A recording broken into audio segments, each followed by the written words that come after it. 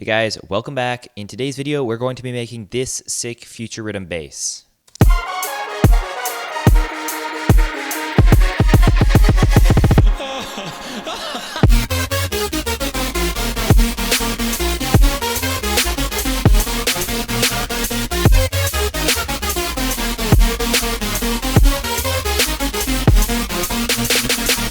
Before I get into this tutorial, I just wanted to take a moment to say that this video is sponsored by Black Lotus Audio, which is an up-and-coming Serum and sample pack company which makes some really cool stuff. They do have 2 packs out on their website, which are really high quality, and I totally recommend that you go check them out. But if you guys just want to see what some of their products are like without actually having to buy stuff yet, I will leave a link in the description to a freebie pack that just came out called Chiptune for xfer Serum. So go check that out if you have the chance, and let's just get right into this video. So first of all, before I get into actually making the bass, I want to just talk a little bit about future rhythm because I know it's sort of a buzzword right now, and a lot of people are sort of confused as to what it is.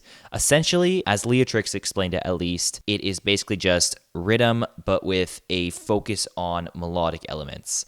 So that's what I've tried to do here. This bass that I recreated is sort of inspired by the Akeos and i7 collab called Angel Portal out on Halcyon, and I think this is a really cool example of how awesome future rhythm can be. So without further ado, let's just get right into this. Originally, I did show this idea on my previous live stream, but I just wanted to go back and make a more formal tutorial on how to do this, just so that people don't have to scroll through that live stream video. So without further ado, let's get right into this tutorial. First of all, let's just take a look at these effects over here because there's nothing much. I just did bass mono and cut it at 180, and same thing here on the end. This signal splitter chain, I'm actually not sure why I made it. It's just saturation on the top and more saturation on the bottom. No idea why I took the time to put a signal splitter in there. But anyways, that's all that's on the output chain, so I'm just going to leave that on for now. Let's go into the Serum now, and right away you'll notice that it is just 2 saw waves. That's literally it. Now without any effects on, and without any sub and filter, it sounds like this.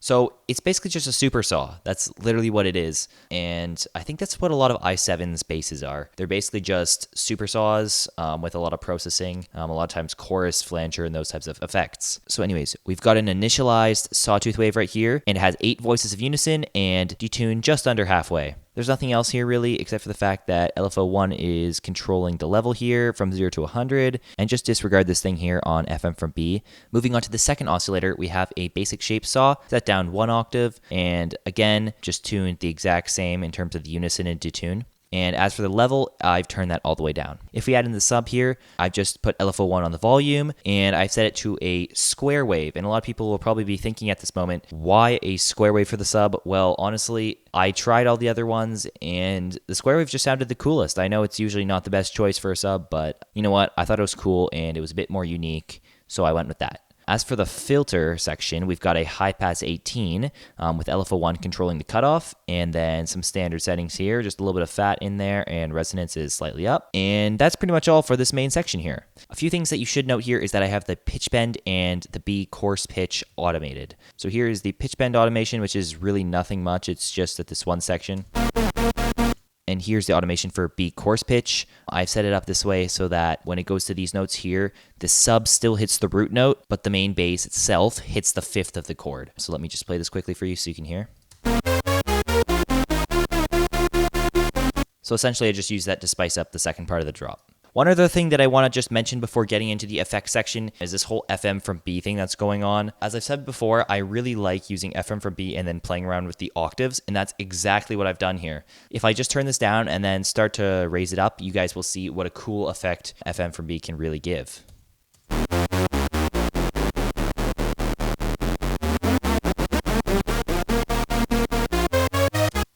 We've got some standard hyperdimension here, got some downsampling, and the mix is being controlled by LFO1 here. And that is actually pretty important to the timbre of the sound. We've got a Combs filter here with the resonance being modulated by LFO1, and then LFO2 is modulating the cutoff with this really weird 4-bar pattern. Let me just play the bass quickly so that you guys can sort of understand what this LFO is actually doing. So it's kind of hard to tell, but this is actually creating a sweeping, phasing, flanging type sound. And actually, if I turn up the mix of the filter, you guys will be able to hear this even more.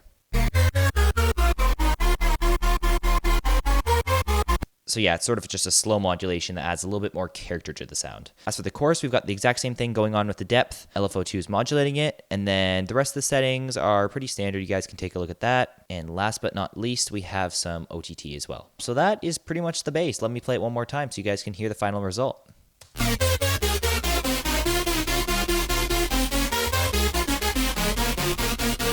Just before I end this video, I wanted to give you guys all a quick reminder to check out that link in the description for Black Lotus Audio's new sample pack, Chiptune. It's totally free, and I totally recommend that you guys go check that out for some really cool Serum presets. I've also left the links to Black Lotus Audio's SoundCloud page and website in the description, so feel free to check those out because they make some really cool stuff. Anyways, thank you guys so much for watching. Hope this tutorial helped you, and I hope you enjoyed it. I'll see you guys in the next one.